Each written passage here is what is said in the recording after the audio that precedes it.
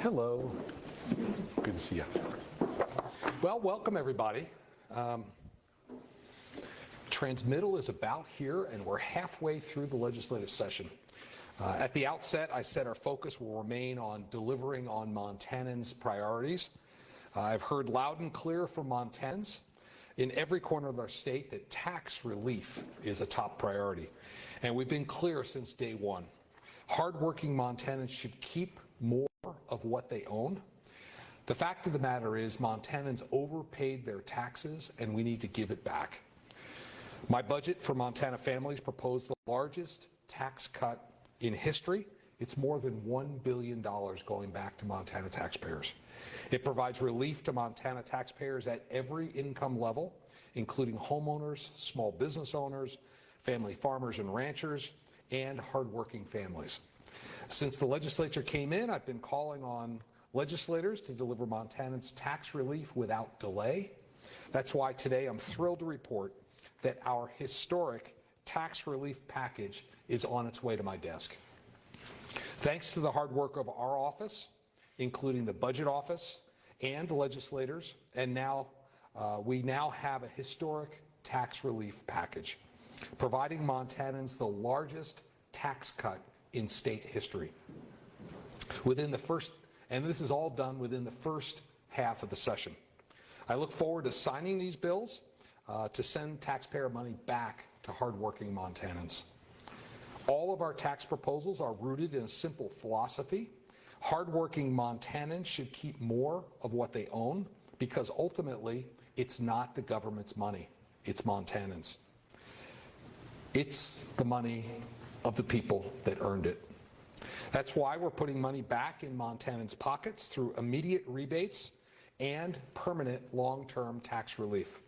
The historic tax cuts we proposed will not only help hardworking families and small business owners keep more of what they earn, but they will also help create more good-paying jobs, grow our economy, and help more Montanans achieve the American dream. I want to take a minute to thank Senator Becky Beard, who sponsored the bill to cut the income taxes for Montana taxpayers at every income level. And I want to thank Representative Tom Welch for leading the effort to provide Montana homeowners with meaningful property tax relief. We also helped make it easier for small business owners, farmers and ranchers to thrive by further reforming the business equipment tax. For too long, owning equipment needed to operate your business has come with a heavy, unnecessary tax burden. That's why we tripled the business equipment exemption in 2021, and it's why we're raising the business equipment exemption to $1 million for every small business in the state of Montana. This is 10 times what it was when I came into office. Taken together, these changes will eliminate this tax for more than 5,000 Montana small businesses. I want to thank Representative Josh Kazmaier for leading the charge in 2021 and again this year in this session. We're also simplifying Montana's complex capital gains tax system to help families, homeowners, retirees, farmers, and ranchers. I appreciate Representative Welch for championing this common sense bill that will make Montana's capital gains tax rate the fourth largest in the nation. Fourth lowest in the nation. Thank you for catching me on that. After providing Montanans with over $1 billion in tax relief, we're going to invest the surplus responsibly, just like any Montana family would. Imagine you get a sizable bonus check at work. What would you and your family do with it? Well, first you'd put some away for an emergency. Then you'd pay down some of your debt, pay off a credit card or get ahead on a car payment. And you'd fix what needs repairing, like a leaky roof or an old furnace. State government should do the same. So we are. First, we're going to save for the unexpected and prepare for emergencies, like a national economic downturn or wildfires. Second, we're going to pay off our debt. Thanks to Representative Lou Jones's bill, we're paying off all of our general obligation debt. Montana will be debt-free in 23, saving Montanans $40 million over the next 2 years in principal and interest payments. And finally, we're going to repair what needs fixing.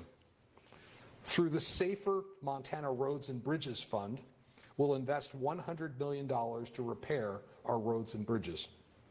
I want to thank Representative Courtney Sprunger for sponsoring the bill to establish the Safer Montana Roads and Bridges Fund. I look forward to signing it soon. Folks, there's a lot to be excited about. But our work here is not done. I want you to know we're just getting started. The rest of our budget is before the legislature, like our plan to fix our broken state-run facilities, especially our state hospital and state prison that have fallen into disrepair over the prior decades, and our plan to expand water and sewer infrastructure to increase housing capacity, also known as our proposed HOMES program. And our focus on fixing what's in disrepair is why I was in Billings yesterday. There, I listened to local leaders. They told me about the need for investments to reduce disaster risk and make our communities more resilient. I saw where the Billings Bench Water Canal failed in 2021, flooding residential neighborhoods. This canal is 63 miles long, and it runs right along the edge of Billings, right below the rims, and it's 120 years old. It's pretty long in the tooth. A total failure would flood downtown Billings, certainly resulting in the loss of property and probably resulting in the loss of life.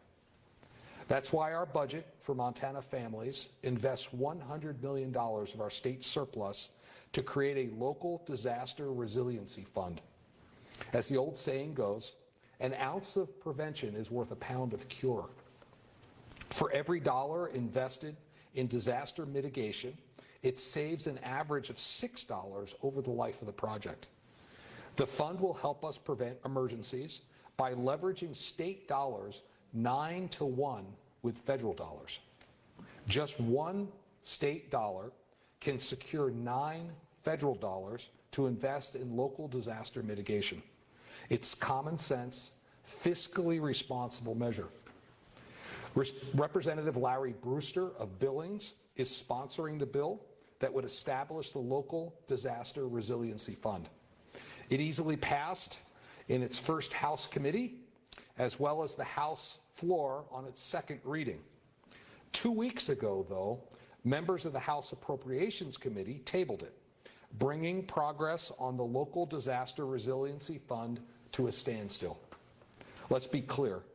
Failing to move this bill forward, pass it, and get it on my desk will jeopardize critical projects to reduce the risk of future disasters. What would that look like? In Yellowstone County, there would be unnecessary delays in repairing the canal I visited yesterday. There will be unnecessary delays in proceeding with the Billings Drought Mitigation Project. In the Flathead, there would be unnecessary delays in completing the Flathead Electric Power Line Mitigation Project, ensuring folks have safe, reliable transmission lines. In Glasgow, there will be unnecessary delays to recertify the levee that protects the community. And in communities across all of Montana, there will be unnecessary delays in wildfire mitigation projects to protect lives and property.